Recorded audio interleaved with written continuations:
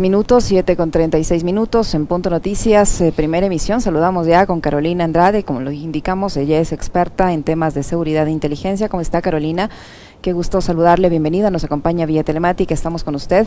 Alexis Moncayo, quien le habla, Licenia Espinel. Ayer se suscitaron varios eventos, entre ellos detenciones, operativos. La policía ofrecerá hoy una rueda de prensa para dar a conocer los avances en esta investigación para detectar esta red de captación ilegal de dinero conocida como Renacer, pero paralelamente hubo mucho temor por explosivos colocados incluso en sedes judiciales. El ministro del Interior ha reconocido que las bandas quieren dar un paso a la colocación de explosivos y eso sería muy grave, por lo que es importante que todos nos unamos para combatirlas, dijo en las últimas horas el ministro del Interior. Las cifras de muertos hablan por sí solas, de muertes violentas hablan por sí solas, y la respuesta del Ejecutivo es la que todos conocemos, que se van a destinar todos los recursos que sean necesarios para luchar contra esta ola de inseguridad, pero finalmente no vemos, al menos no por el momento, que sean efectivas esas medidas. ¿Cuál es su diagnóstico de la situación de inseguridad que se vive en el país por parte de estos ataques de las bandas delincuenciales y también de la violencia civil? Hemos visto cómo asesinan a una pequeña bebé de 7 meses, su propio padre, cómo a un ciudadano lo matan frente en las afueras de un cajero automático en la ciudad de Ibarra, frente a su pequeño hijo, en fin. Esto por mencionar algunos de los temas que mediáticamente se conocen, porque hay muchísimos otros casos de muertes violentas, de violencia civil, de violencia de bandas organizadas que no se conocen porque no salen en los medios de comunicación, pero que en realidad sí ocurren. ¿Cuál es su diagnóstico? Buenos días, bienvenida. Hola, buenos días, Licenia, Alexis, un gusto estar con todos ustedes esta mañana.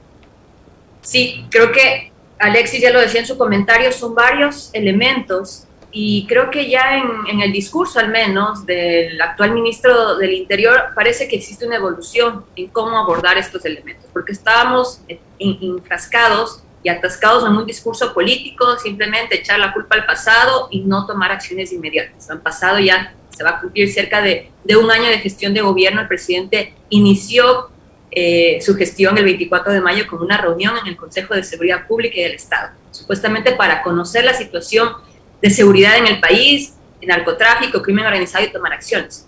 Vemos que hasta ahora ese tema no tiene una ruta definida y están varios niveles ahí.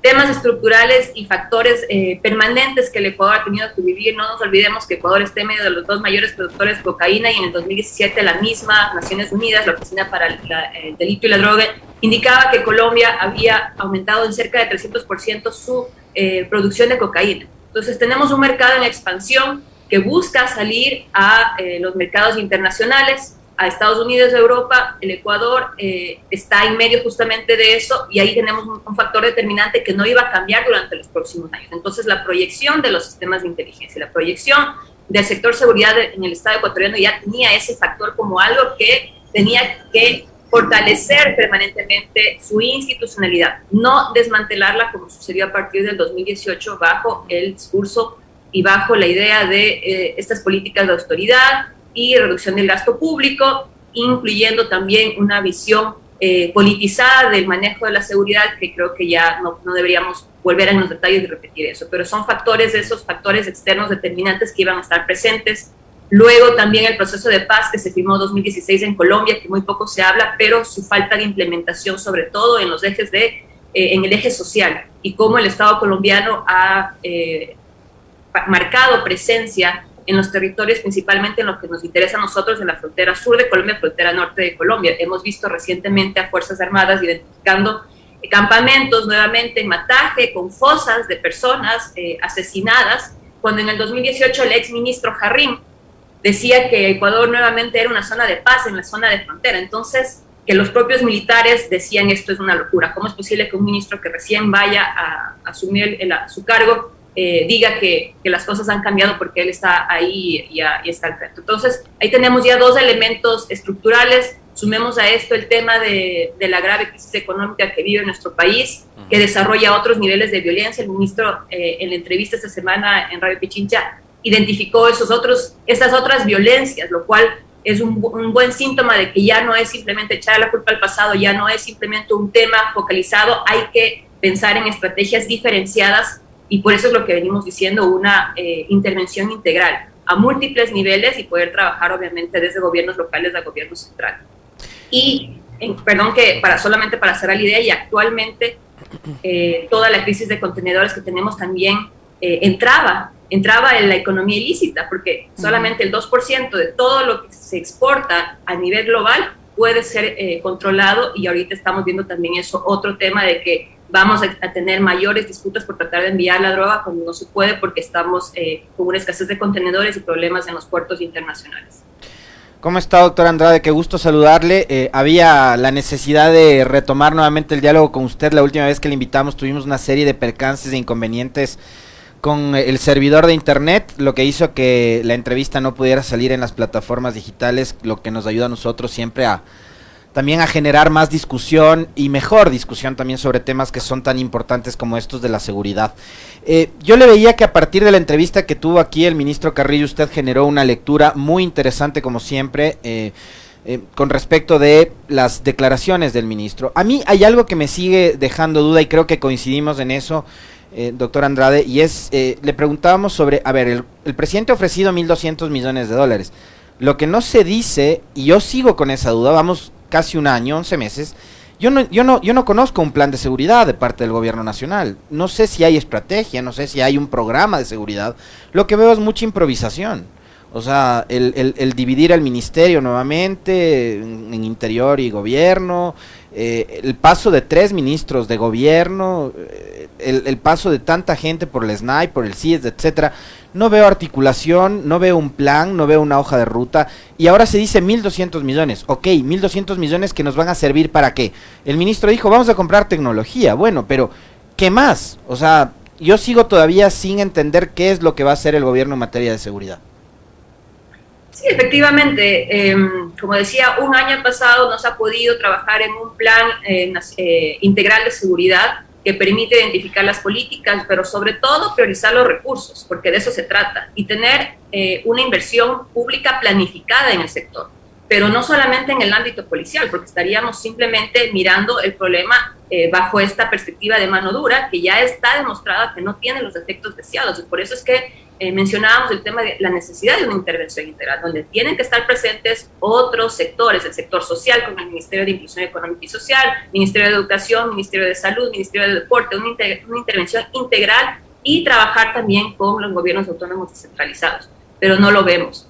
Entiendo también la necesidad de que el ministro inicie su gestión dando buenas noticias a la policía, porque después de tanto tiempo que ni siquiera han tenido recursos para la gasolina, para poder renovar los vehículos del parque automotor o brindarle mantenimiento, entiendo que tal vez lo use como una estrategia también de levantar la moral. No olvidemos que en este momento la confianza de la policía, en el peor momento que la confianza de la policía podría estar mermada, es porque ahorita tenemos los niveles más bajos. En el 2017 la policía de Ecuador era la segunda mejor evaluada en América Latina después de Uruguay.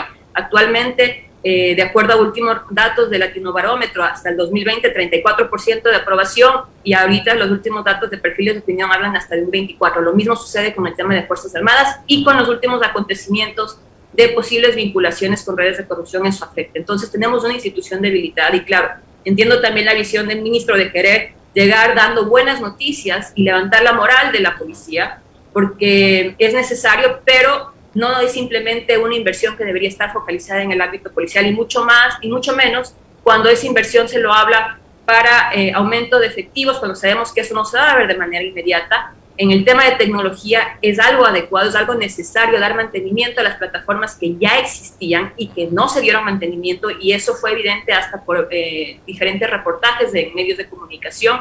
Las plataformas que permiten procesar la información, los datos de la policía, poder realizar diferente trabajo técnico de investigación, de inteligencia, pero sobre todo se necesita invertir en la prevención, y en la prevención está todo el eje de la policía comunitaria, todo el eje del trabajo del policía desde la cercanía con la sociedad. Entonces vemos un intento de dar un impulso, pero un impulso que tal vez solamente se queda limitado al ámbito policial, lo cual también puede no generar las condiciones necesarias para que esto sea una salida y una respuesta integral. Y sobre el tema de las muertes violentas, el ministro ha reconocido que si sigue esta tendencia vamos a tener niveles como los de países de Centroamérica. ¿Qué no se está haciendo? ¿Qué se debería hacer para combatir este problema específico de las muertes violentas en el Ecuador? Bueno, en el tema de las muertes violentas creo que también es positivo lo que ya se ha comenzado a cambiar de enfoque en buscar atacar a las estructuras. Cuando se atacan a las estructuras y se analiza y se obtiene información a través de actividades de inteligencia y se busca atacar a estructuras, no es solamente de lo que está sucediendo dentro de los centros de privación de la libertad, pero sobre todo lo que está sucediendo afuera, y poder golpear las estructuras, poder golpear las economías ilícitas de estas organizaciones, también genera efectos importantes para poder recuperar el control y la presencia efectiva del Estado y hacer mostrar que se están tomando acciones. Eso en cuanto al tema de las muertes violentas, porque se habló también de una comisión de pacificación. ¿Cuáles han sido los avances de eso? ¿Cuáles son los avances del diálogo? Vemos que también se habló de iniciar el censo penitenciario. No se ha avanzado en el censo penitenciario, se está esperando. ¿Qué se está esperando? No sabemos. Entonces estamos todavía como que se mantiene, es una constante la ausencia de tomar decisiones, de liderazgo de quienes están en esos espacios. Y creo que eso también genera efectos contraproducentes. De hecho, la comisión esta para la pacificación me parece que ya se está desmoronando, porque lo último que se supo es que Nelsa Curvelo renunció a la comisión, ¿no? ¿Qué pasó? Mire, justamente eso, no se asumen responsabilidades, las personas que están al frente no avanzan en los procesos, en las responsabilidades que se les asignó, y al mismo tiempo, como decía en el tema del censo penitenciario, que se supone que tiene que ser un punto de inicio para poder tomar acciones diferenciadas y estrategias diferenciadas con la población, con las personas privadas de la libertad, tampoco se lo ha hecho. Entonces, aquí tiene que haber una actuación integral, coordinada, tanto con lo que está sucediendo en el interior de las cárceles como lo que estamos viendo afuera, para mirar el tema de las muertes violentas y poder identificar adecuadamente cuáles son esas zonas. Esmeraldas, que poco hablamos, porque ahorita es como que toda la atención está colocada en la zona 8, en Guayas, en Guayaquil, San Borondón y Durán, pero en Esmeraldas es donde más está creciendo con mayor rapidez las muertes violentas. El año pasado teníamos 135. Exactamente. Entonces, ahí, ¿qué están haciendo? ¿Cuáles son las acciones? Tienen igual que activarse y buscar operar con las unidades especiales de la policía, poder atacar justamente las organizaciones criminales que están vinculadas a estas muertes violentas y poder, pero no solamente está la parte de violencia criminal, como bien lo decía el ministro, sino también está el componente que vemos que hay un aumento de violencia en delitos que antes, entre comillas, se los denomina delitos comunes. Entonces vemos también un aumento de violencia en el cometimiento de delitos comunes, también vinculados a todo lo que está viviendo el Ecuador. No nos olvidemos, el año pasado el Ecuador era el cuarto país con mayor detención de personas que emigraron de manera forzada a Estados Unidos y detenidos por el servicio de migración de Estados Unidos. Y ahí hay otros problemas estructurales, doctor Andrade. O sea, la delincuencia común. Cuando a usted le matan por robarle un teléfono, cuando usted le matan por robarle en su tienda de barrio, cuando usted le matan por robarle un par de zapatos, digamos, también yo no estoy, ojo, no voy a justificar, pero creo que es demostración también de que la gente se está muriendo del hambre, ¿no? Y de que ahí hay una falta de oportunidades tremenda en esta sociedad. Exactamente. Es el incremento, por ejemplo, dentro de lo que es el cuadro de mando integral que maneja la policía. Ellos hacen un monitoreo todos los lunes. Antes, a las 6 de la mañana, había una reunión para poder mirar cuál es la situación en cuanto a los diferentes tipos de violencia, no solamente el tema de las muertes violentas, también está el tema de los robos y cómo ese aumento de robos de casas, de vehículos, de motos, de artículos personales, también tiene un aumento de violencia que no está necesariamente vinculado a la violencia criminal de organizaciones delincuenciales, sino que tiene ese componente justamente de un carácter social muy fuerte vinculado a toda la crisis que el Ecuador está viviendo. Entonces, hasta el momento lo que observamos es que desde el gobierno, desde el presidente, no se ve eso. Parece que hay una desconexión total y es muy gracioso escuchar lamentablemente al alto mando en una entrevista reciente del comandante de la policía dando respuestas políticas, cuando lo que se espera del comandante de la policía es que dé una respuesta técnica de lo que está sucediendo. Entonces el mismo periodista le decía, por favor, ya no me responda con conjeturas políticas o con un criterio político, lo que necesito es saber qué tipo de acciones están tomando en Esmeraldas, en Guayaquil, etcétera. Entonces, obviamente ya no podemos mantener no se puede mantener ese discurso. Ya la gente está cansada de lo que está sucediendo y lo que está pidiendo acciones inmediatas, planificadas, y no simplemente una reacción a los diferentes temas. Carolina, el ministro del Interior menciona la posibilidad de que se reestructure el SNAI y que éste vuelva a pertenecer al Ministerio del Interior. ¿En qué medida esta posibilidad, si se convierte ya en una cosa concreta, puede ayudar a mejorar o a conseguir el tan ansiado control en el sistema carcelario? Porque dicen que sí, que se ha recuperado el control, o que las bandas criminales tienen el control de algunos centros de rehabilitación, pero que en otros los controla el Estado. Pero sin embargo vemos cómo los tiguerones se pronuncian a través de un video aparentemente grabado dentro del corredor de lo que parece ser uno de un pabellón. O sea, ¿en qué medida el hecho de reestructurar el SNAI y que el SNAI pase a formar parte del Ministerio del Interior puede ayudar en ese objetivo? Bueno, creo que en el fondo lo que están diciendo es que necesitan volver el SNAI al ministerio que, pero no se quiere aceptar que tiene que ser un ministerio de justicia. Un ministerio de justicia, derechos humanos y cultos que existía en el 2018 y que en este momento desapareció y lo convirtieron en un servicio nacional de atención a las personas privadas de la libertad. Creo que sería un error que esté parte del Ministerio del Interior, porque ya el Ministerio del Interior en este momento tiene muchas cosas que atender y mucho trabajo por delante. Entonces debería tener sí una institucionalidad que le permita generar asignación de recursos y priorización de recursos para poder tener una planificación institucional. Recuperar no solamente la inversión en temas de infraestructura y mantenimiento de la infraestructura de los centros de privación de la libertad, pero también la formación de guías penitenciarios. Ya había un camino trazado en cuanto al reclutamiento adecuado de guías penitenciarios y su formación, pero también los protocolos de seguridad para poder monitorear cuáles son sus vinculaciones y sus relacionamientos con diferentes actores.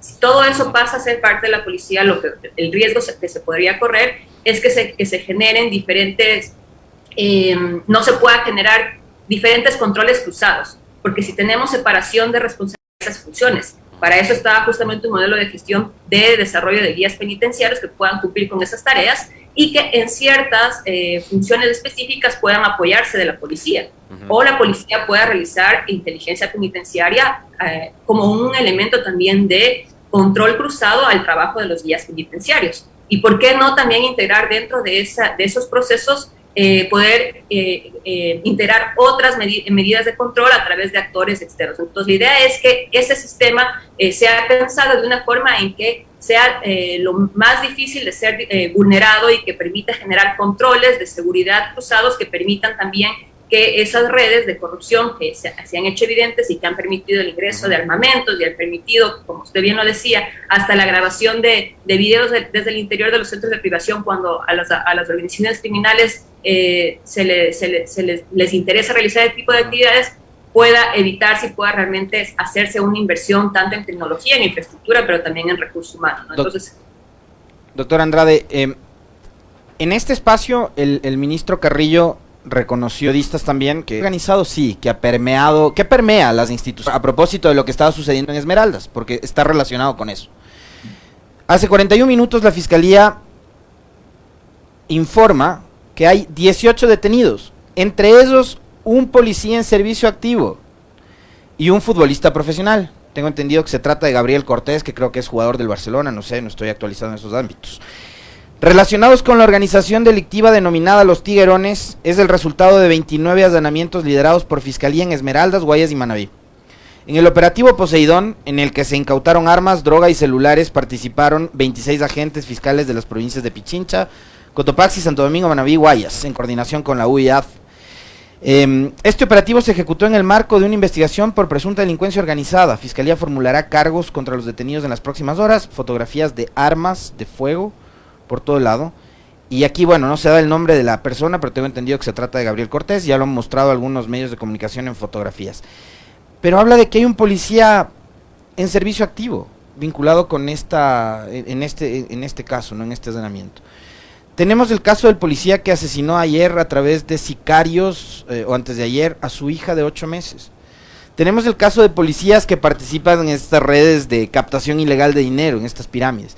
Tenemos el caso de militares que están también involucrados en el tema de Don Nasa paseándose como que si fuese él el ministro de Defensa por la Recoleta. Entonces, hablamos de instituciones que sí, que por casos aislados terminan golpeadas, obviamente, porque además estamos en una sociedad en donde siempre que sale un relato, ese relato ya termina manchando a toda la institución, ¿no? Pero ¿qué deberían hacer ejército, fuerzas armadas, policía, como para tratar de mejorar digamos los niveles de filtro, ¿no? Para recibir a los nuevos integrantes de las fuerzas y evitar que ocurran estas cosas, o evitar sobre la marcha que sus integrantes, sus miembros, policías, militares, estén involucrados con este tipo de actividades? A ver, creo que sí. Primero, creo que no se debe generalizar, y creo que es el peor momento que como ciudadanos podríamos hacer, de evitar aún más la poca institucionalidad que queda de estos organismos cuando necesitamos que puedan actuar y poder trabajar en favor de la seguridad. Pero todos estos casos son síntomas de un tema que no es nuevo, es un tema que ya ha existido y que no se han tomado las acciones para poder hacer las depuraciones permanentes. Es como que cuando sucede esto se habla de depuración y que sí, vamos a hacer protocolos y vamos a mirar los temas de asuntos internos, etcétera. Igual, estamos en la reacción. Pero, ¿qué pasa con el trabajo permanente que debe hacer el Departamento de Asuntos Internos? Tú bien lo has dicho, al momento de ingreso hay ciertos protocolos que se siguen, pero durante toda la carrera policial deben continuarse. Deben realizarse las pruebas de confianza o los denominados polígrafos, deben realizarse las pruebas, los análisis económicos financieros de los oficiales que están cumpliendo tareas estratégicas en diferentes direcciones y unidades especiales de la policía, y mucho más cuando llegan cada vez a grados mayores. Entonces, desde ahí deben empezar justamente las acciones de transparencia, de control y obviamente también los análisis que permitan identificar qué es lo que está sucediendo. Ahí también tenemos un componente, podríamos llamarlo psicosocial, psicológico-social, que debería ser parte también del trabajo de asuntos internos. Vemos una descomposición también en lo que sucedió en Ibarra, un reflejo de esa violencia intrafamiliar que se vive fuera también del ámbito policial, que nos escandalizó y nos dolió muchísimo de lo que se observó también en Ibarra, pero también demuestra cómo se encuentra también la institución, cómo está el personal de la institución interna. Entonces, no debe ser un tema de reacción, y cuando sucede tiene que ser un tema permanente. Y en este momento deberían los altos mandos hacer una demostración de transparencia y de control de lo que están haciendo, de lo que está sucediendo, y de manera externa el gobierno debería pensar de qué forma también tiene que generar un control dentro del propio alto mando, porque si no existen acciones frontales y transparentes de cómo se está manejando esto, y simplemente nos resumimos en decir, sí, vamos a hacer una depuración de los 200 que se encontraron, pero que son de rangos menores, no, los ecuatorianos nos damos cuenta que no simplemente se trata de los rangos menores. Aquí pueden haber vinculaciones también con altos mandos, y es importante que esas dudas se despejen y que se lo haga de manera transparente y lo hagan con sus propias capacidades. No esperar que vengan actores externos a decirles de qué forma deben realizar su trabajo. Creo que eso también lo que demuestra es la falta de institucionalidad y capacidad de realizar y cumplir sus misiones y responsabilidades, ¿no?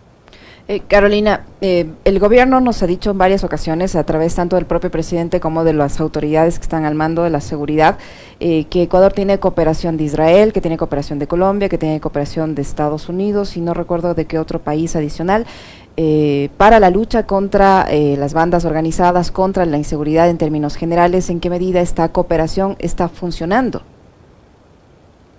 Eso es lo que también nos preguntamos. No nos olvidemos que 2018, igual en el anterior gobierno, se cedió un espacio en Galápagos para que se realice monitoreo de seguridad marítima, en apoyo también a la Armada del Ecuador. Entonces, se supone que ahí tenemos ya un tema muy específico, puntual, en tema de lucha contra el narcotráfico, cuáles son los resultados. No se conoció nunca esa ratificación dentro de la comisión de la Asamblea, por esas mismas razones del propio embajador, me parece, que estuvo en Washington, renunció en ese momento. El tema de cooperación con Colombia ha sido permanente e histórico, es una cooperación permanente tanto con Colombia como con Perú. Hay diferentes mecanismos, la Conbifron, también los mecanismos permanentes de conversación entre policías, entre policías de antinarcóticos, etcétera, la cooperación con otros países como Estados Unidos, que también ha sido una cooperación permanente. ¿Cuáles son los resultados que vemos ahora de esa cooperación? No se los ha comunicado, simplemente se anuncia que se ha inaugurado la cooperación cuando es un tema que ha existido desde siempre, obviamente en condiciones claras y no construyendo canales de trabajo discrecional, sino haciéndolo de manera pública y en los intereses del Estado ecuatoriano, defendiendo también los intereses del Estado ecuatoriano. Entonces, toda esa cooperación debería en este momento estar apoyando el trabajo que están realizando los organismos de seguridad, pero lo que estamos viendo es una permanente reacción ante lo que sucede y no un trabajo de prevención y de poder articular las acciones de manera efectiva. ¿Qué hay de cierto, doctor Andrade? Porque esta además es una de las tantas narrativas que han usado en los últimos días a propósito de los análisis en torno a la inseguridad. ¿Qué hay de cierto que durante el correato, al eliminar, por ejemplo, la UIS en la policía o la inteligencia que tenía el ejército y haber juntado todo en la SENAIN, fue un error, y que lo que hicieron fue desmontar precisamente las unidades de inteligencia y de investigación que tenían tanto policía y ejército, y que producto de eso es que hoy hay este rebrote de inseguridad? Sí, ese era un discurso que lo estaba manteniendo el actual subdirector, no sé si todavía sigue en funciones el subdirector de inteligencia del CIES, pero la realidad es que el sistema de inteligencia del Ecuador en el 2009 tuvo una reforma democrática, después de 45 años de tener un marco institucional inaugurado por la Junta Militar y con una ley de seguridad nacional de 1964, reformada en el 76 y en el 79, un día antes de la posesión del presidente Jaime Roldós, tuvo una reforma democrática en el 2009, construye un nuevo sistema de seguridad pública del Estado, integra los sistemas de inteligencia bajo la coordinación y la rectoría de una orientación político-estratégica, como tiene que ser, así como sucede en el Ministerio del Interior, con el Ministro del Interior y la Policía, y el Ministerio de Defensa con Fuerzas Armadas y el Ministro, y se inaugura una primera generación de funcionarios civiles en inteligencia en el 2009. Entonces, ¿qué más democrático para el Estado ecuatoriano que construir un trabajo conjunto, uniformados, militares y policías en un sistema junto a civiles? Ahí se integra también la unidad de inteligencia, la unidad de análisis económico y financiero, la UAFE, y en el 2013-2014, para fortalecer ese sistema, se integra además inteligencia tributaria e inteligencia aduanera. Entonces, no sucede como se habla de la noche a la mañana una desaparición de capacidades, se concentra ahí la gestión de los recursos para poder fortalecer las capacidades técnicas, tecnológicas de los diferentes sistemas militar y policial, pero también de lo que sucede en inteligencia tributaria e inteligencia financiera. Y la famosa UIS, que tenía un trabajo, no lo digo yo, lo dijeron en su momento las comisiones de investigación del trabajo que hacía esa unidad, y también de las diferentes entrevistas que se recolectaron de los que estaban trabajando y coordinando con esta unidad, un trabajo con mucha discrecionalidad, donde no había un control directo de cuáles eran las prioridades políticas y estratégicas que esa unidad estaba ejecutando. Muchos de los oficiales, además, que eran parte de la unidad de investigaciones especiales, trabajaron en el sistema de inteligencia, en la propia Secretaría de Inteligencia, ocupando diferentes posiciones claves, pero no solamente en el sistema de inteligencia, también en el Ministerio del Interior. También fueron a ocupar posiciones claves, fueron quienes idearon y pensaron el nuevo cuadro de mando integral, quienes pensaron el sistema David, quienes también dentro del sistema de inteligencia desarrollaron diferentes capacidades operativas y estratégicas. Entonces, a veces cuando se tiene este tipo de visiones, de echar la culpa a la desaparición de una unidad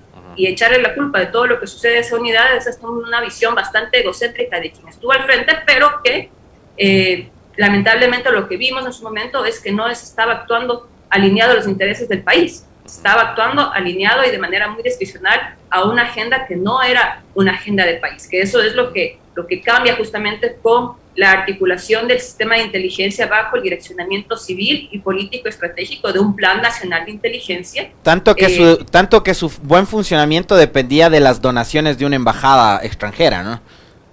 Esos eran una de las conclusiones y los resultados de lo que se recolectó dentro de esas comisiones de investigación que se elaboraron. Y además dentro de esas comisiones no tuvo una visión ideológica, porque además dentro de las comisiones habían hasta militares en servicio pasivo que también, y policías en servicio pasivo que también orientaron ese trabajo de investigación. Y dentro de del momento fundacional del sistema de inteligencia desde el 2009, muchos militares y policías que ya en este momento están cumpliendo funciones de generales o ya pasaron al servicio pasivo como generales, también contribuyeron en pensar cuál iba a ser esa estructura. También contribuyeron en trabajar en la elaboración de los planes de inteligencia. También contribuyeron a pensar cuáles tenían que ser la agenda de inteligencia. Entonces, eso fue un trabajo colectivo, no fue un trabajo que se hizo ahí en un espacio cerrado bajo direccionamientos de gobierno. Fue un trabajo pensado para democratizar justamente el trabajo de inteligencia en el Ecuador. Lamentablemente, a partir del 2018, esas capacidades también fueron desmanteladas.